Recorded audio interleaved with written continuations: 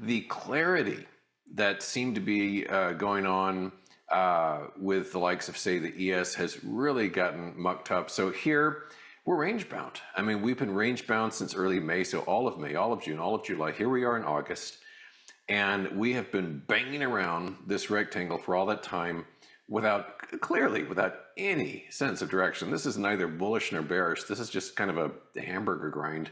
What the bulls can cross their fingers for would be, of course, an escape from this rectangle. And I suppose just to just make something up, if it was like, hey, we're not just talking about a deal, we've got a deal, and here's the entire coterie of Iranian delegates to talk about it, that might be enough to just jolt things up above this and release all that pent-up energy from that rectangle. But as it is now, we are still range bound, and it's getting a little boring, I got to tell you. Yeah, it seems that way, especially the last summer months, and then especially looking at Nasdaq. Do you lean a little bit more towards the S&P 500? I know we've seen a little bit of a deeper sell-off in some of the tech, like Nasdaq and those kind of names. How do you kind of perceive those and kind of the divergence we've seen between both of the assets? No, it's actually kind of just the opposite. I mean, I'll use that as your talking point as a flop to this other chart. Yeah. As discouraged as I am by the ES and as frustrated as I am by the ES, it's just the opposite for the NQ. I find the NQ chart still very exciting, even on a day like this. Yeah. We are up hundreds of points right now on the NQ, and of course we've gone up quadruple digits since Thursday morning. But this is still a good looking chart with a very substantial block of overhead supply, that is to say resistance. And I tend to be kind of a bottoms up chartist. I don't sort of say like the S&P is going down, therefore I'm going to do the following. I just look at a lot of individual names, most of which I've never heard of in my life, and kind of find appealing patterns and then kind of just build from there. So, like right now I've got like 25 positions, and that sounds like a lot, but I'm really light because they're just mostly teeny little positions, just of charts that I like. Yeah, 100%. I'm hoping we get a little bit more of a rally here. I know you're more of an indice guy, but I just wanted to ask you real quick, Tim, since I have you right here. You have any thoughts on SpaceX as well, given the volatility we've seen? Thoughts galore, sure. Let me just punch that up because this is a big week for SpaceX. Yeah. Of course, their first earnings ever are Tuesday after the close. I'll be watching with great interest. So let's talk a couple of things. First, I've mentioned before, here on Tasty, we do all kinds of videos that people can watch. And the one I did that got way more views than any other was about SpaceX before they came public. Yeah, I saw that. And it's hard to come up with an analog for that. But the closest I came up with in the video, and I did this about 1 or 2 weeks for the IPO, was Facebook, now known as Meta. And the link I saw was, you've got this charismatic, world famous founder. You've got this sort of cultural phenomena going on. I mean, when Zuck did his IPO, everybody was wearing a hoodie, and CNBC, that sort of thing. Yeah. And Elon's way more famous than Zuckerberg was at the time. And a very, very hot sector, in this case, satellites / space cargo and AI.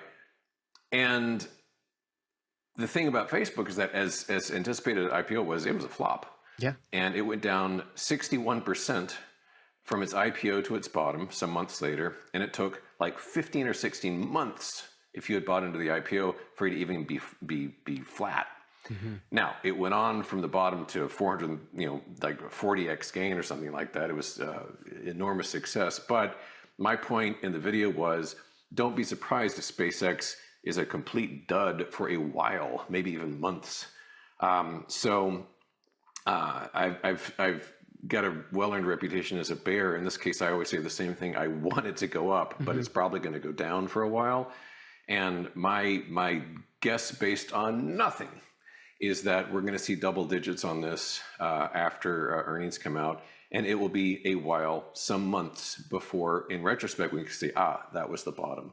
I think it's just going to keep grinding away down this gentle, miserable slope that it's been in. Yeah, no, I've heard word they might be increasing the float as well. So I'm just curious about how that might add to some of the downwards pressure we're seeing in there. But really interesting point you brought up about Meta and their IPO. It's kind of surprising too. You would think that, you know, the hype that we get from social media and headlines and the way that information spreads nowadays, I would have kind of thought that would have bled into the hype of these IPOs a little bit more. Not that Mark Zuckerberg wasn't relevant, you know, back in the day, but feels like it's a little bit easier to be relevant in terms of, you know, being a CEO of a company in today's age. Yeah, well, the market is designed to you know, confuse and surprise people. And you're right about the forthcoming volume of shares out there, because 96% of all the shares aren't available. And the theory along has been that, you know, starting on, I think, August 11 through December 9, that 95% is going to come free. Not really, because Elon's is locked up for a year, but you know, a lot is coming free. And the theory is like, well, if you're going to get this stocks flooding the market, it'll naturally go down. It could go up. People could be surprised. True. Because the fact is that, you know, you got to look into the heads of all those insiders and say, like, what are they thinking? Are they be like, I'm not selling at these prices. I can wait. Yeah. You know, which may well be the case. So we could get a complete surprise. I mean, after the unlock happens, the stock could go springing higher, completely defying expectations. So for myself, I almost think this is a stock where it's like, don't even bother looking for about a year so you can kind of suss out what's going on. It's not going away, but who knows what the bottom's going to be. It could be 30. It could be a lot lower from here. Yeah, no, you're right. We'll see what we get on that end. What else is going to be top of mind for you as we get into the rest of the week here, Tim? Well, you know, naturally, crude oil. Let's wrap it up with crude oil, because that obviously is, on the one hand, getting zapped today, but on the other, I think we could be in for much higher prices on this. This latest peace talk has smushed prices again, but from a charting perspective, this looks like it's kind of found a happy home at this new base level of around $77, $78.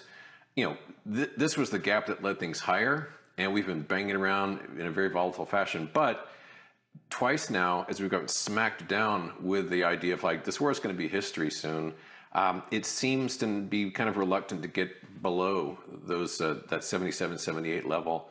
So, you know, if one asked me like 2 months from now, do you think oil will be higher or lower?